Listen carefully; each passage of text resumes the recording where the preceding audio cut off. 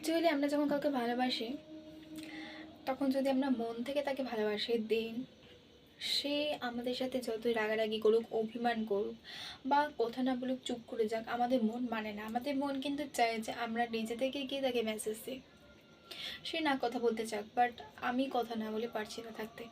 দেন এটাকে অনেকেই গুলিয়ে ফেলেও এটা ভালোবাসা বা অ্যাট্রাকশন। এই যে গুলিয়ে ফেলে ব্যাপারটা, এটা আজকে ক্লিয়ার করে দেবো যে তোমরা যে সব জিনিসকে ভালোবাসা বলো, সব জিনিস কিন্তু ভালোবাসা না। তাহলে আসল ভালোবাসার চিহ্ন কী করে?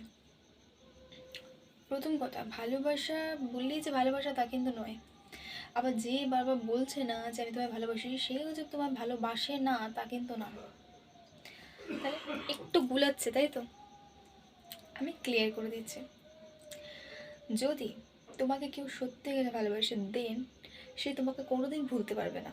মানে ভালোবাসায় মায়া থাকে, এবং এই মায়াটা কাটিয়ে উঠতে পারে না অনেকেই, যার জন্য অনেকে ডিপ্রেশনে যায়, স্ট্রেস নেয়, মেন্টাল প্রেশার চলে আসে, বা কথা না বললে কেউ তার মেন্টাল প্রেশার চলে আসে। যদি দেখো যে তুমি বা তোমার পার্টনার, যদি তুমি কথা না বলো তার সাথে, তার যদি একটা টেনশন ফিল হয় এবং তুমি অনলাইন হলে, এবং সে যদি তোমাকে বলে যে তুমি এতক্ষণ কোথায় ছিলে, অন হচ্ছিলে না, আমি এতক্ষণ ওয়েট করছিলাম, এই নিয়ে যদি একটু তোমার ঝামেলা সৃষ্টি হয়, দেন তুমি একদম শিওর হয়েছে সে তোমার ভালোবাসে। কারণ ভালোবাসলে তার প্রতি একটা টান থাকবে, তার প্রতি একটা মায়া থাকবে, যেটা একদম আলাদা। যদি সেই মানুষটার সাথে অনেকেই কথা বলে, তারপরেও যদি সে তোমার প্রতি আসক্ত থাকে এবং সেটা যদি তুমি বুঝতে পারো যে সে আমাকেই শুধু ভালোবাসে, আমি কখন অনলাইনে আসবো সেটার জন্য ওয়েট করে, দেন তুমি পুরো ক্লিয়ার এবং পুরো বিশ্বাস করে নাও যে সে তোমাকে সত্যি ভালোবাসে, যার জন্য তোমাকে সে তোমার অনলাইন হওয়ার জন্য সে ওয়েট করছে।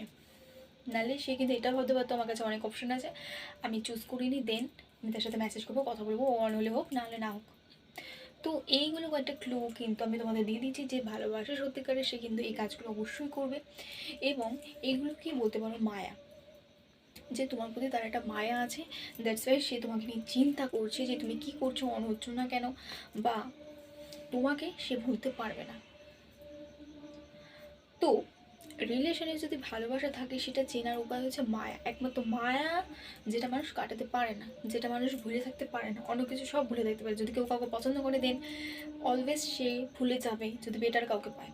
কিন্তু মায়া পড়ে গেলে, মায়া হচ্ছে এমন একটা টান যে সে তোমাকে ভুলে থাকতে পারবেই না। তাই জন্য ভালোবাসার মায়াটাকে কিন্তু গুলিয়ে ফেলো না, বিকজ ভালোবাসা কিন্তু অনেককেই চায়। মানে আমি একজনকে ভালোবাসি, আরেকজনকেও বাঁচতে পারি, বা তুমি একজনকে ভালোবাসো, আরেকজনকেও বাঁচতে পারো। কিন্তু মায়া, মায়া হচ্ছে এমন একটা জিনিস যার একজনের প্রতি হয়, সবার প্রতি আসে না, বা সবার প্রতি একটা ফিলিংস জাগেও না যে তাকে আমি আমার মনের মানুষ মানি।